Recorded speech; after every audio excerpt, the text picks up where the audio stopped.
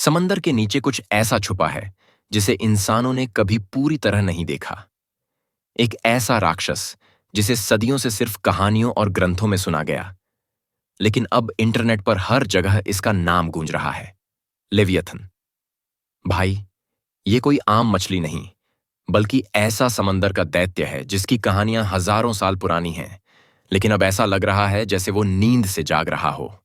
अब लेवियंथ का नाम सुनते ही दो तरह के लोग होते हैं। एक जो सोचते हैं कि ये बस बाइबिल और पुरानी कहानियों का हिस्सा है, और दूसरे जो मानते हैं कि समंदर के अंदर ऐसा कुछ जरूर है जो इंसानों से छुपा हुआ है।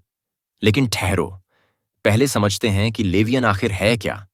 बाइबिल में इसका जिक्र किया गया है, जहां इसे एक दैत्याकार समंदर के जीव के रूप में दिखाया गया, जिसका शरीर इतना विशाल कि जहाज भी उसके सामने माचिस की तीलियों जैसे लगें। कहा जाता है कि लेवियथन आग उगल सकता था।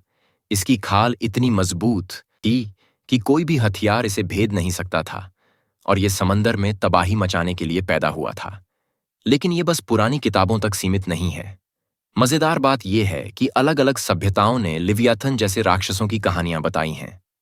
नॉर्स माइथोलॉजी में जर्मुंगांदर नाम का समुद्री नाग था, जापान में रयूजिन नाम का एक समुद्री देवता था, और हिंदू पौराणिक कथाओं में शेषनाग और वासुकी जैसे नागराज थे। यानी इंसान हमेशा से ये मानते आ रहे हैं कि समंदर में कुछ ऐसा है जिसे देखने की हमारी हिम्मत नहीं। अब असली सवाल यह है कि क्या लेवियथन सच में था, या फिर बस इंसानों के डर और कहानियों का नतीजा।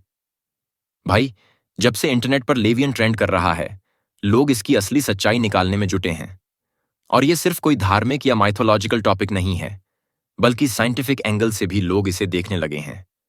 वैज्ञानिकों का कहना है कि हमारी पृथ्वी का 70% हिस्सा पानी से ढका है, और इसमें से भी 80% समुद्र आज तक पूरी तरह एक्सप्लोर ही नहीं हुआ।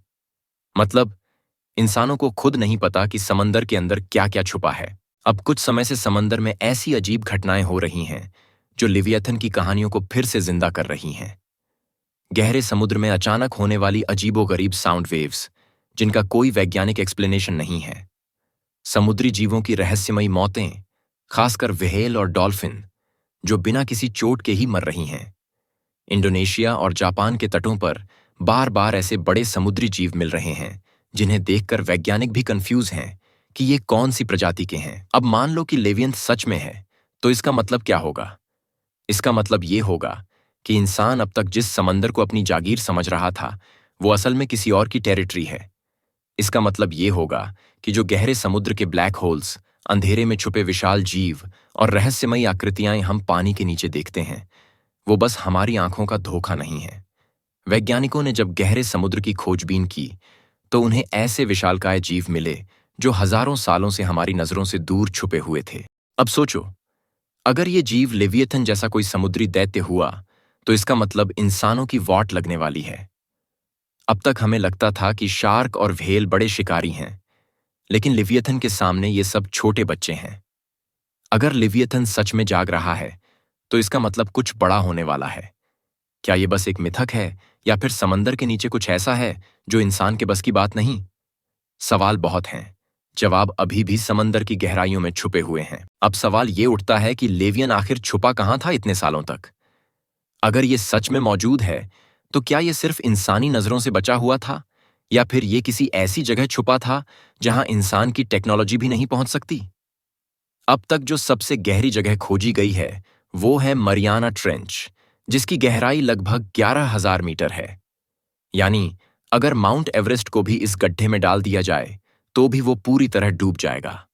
और यही वो जगहें हैं जहां से सबसे रहस्यमयी साउंड वेव्स रिकॉर्ड की गई हैं, जिन्हें ब्लूप और जूलिया साउंड के नाम से जाना जाता है। अब सोचो, अगर लिवायथन जैसी कोई चीज इन गहराइयों में छुपी रही होगी, तो इंसान को इसकी भनक भी नहीं लगती। लेकिन अब कुछ तो ऐसा हो रहा है जो लेवियंथ को सतह पर आने के लिए मजबूर कर रहा है। पिछले कुछ सालों में ऐसी घटनाएं बढ़ गई हैं जहां विशाल समुद्री जीव तटों पर मरे हुए पाए जा रहे हैं, वो भी बिना किसी चोट के, जैसे मानो कोई उन्हें समंदर के अंदर ही शिकार बना रहा हो। जापान, इंडोनेशिया और अमेरिका के वेस्ट कोस्ट पर रहस्यमयी ढंग से व्हेल और दूसरी बड़ी मछलियां मर रही हैं, और वैज्ञानिक इसका कारण ढूंढने में लगे हुए हैं। अब कुछ लोग कह रहे हैं कि ये सब सिर्फ समुद्र के नीचे हो रहे ज्वालामुखी विस्फोटों या पानी के तापमान में हो रहे बदलावों की वजह से हो रहा है। लेकिन भाई, एक मिनट सोचो, अगर ये सिर्फ पानी गर्म होने से हो रहा होता तो मछलियां डूब कर मरतीं। वो सतह पर तैरती हुई क्यों आ रही हैं, और वो भी इतनी बड़ी संख्या में? ये सब देखकर कई लोग ये मानने लगे हैं कि कहीं ना कहीं समंदर में कुछ ऐसा हो रहा है जिसे हम समझ नहीं पा रहे हैं।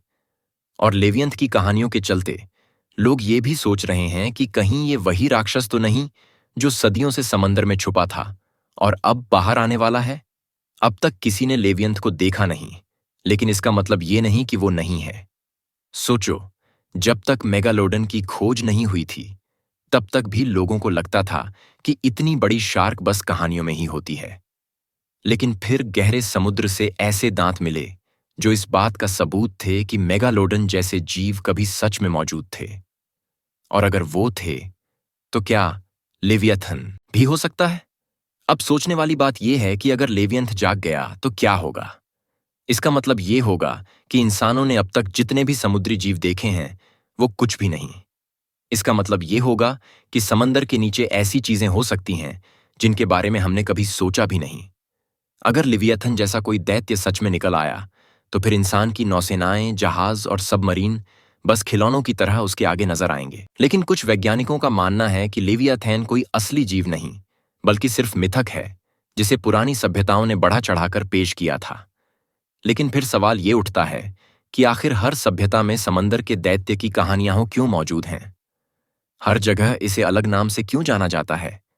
क्या ये सिर्फ इंसानी कल्पना है या फिर सच में कभी कुछ ऐसा हुआ था जिसे लोग अपनी आने वाली पीढ़ियों को बताना चाहते थे? आज के दौर में जहां इंसान खुद को सबसे ताकतवर प्राणी मानता है, लिवियाथन की कहानियां हमें याद दिलाती हैं कि हम अभी भी सिर्फ सतह पर तैरने वाले छोटे जीव हैं और समंदर के नीचे क्या छुपा है इसकी हमें जरा भी खबर नहीं।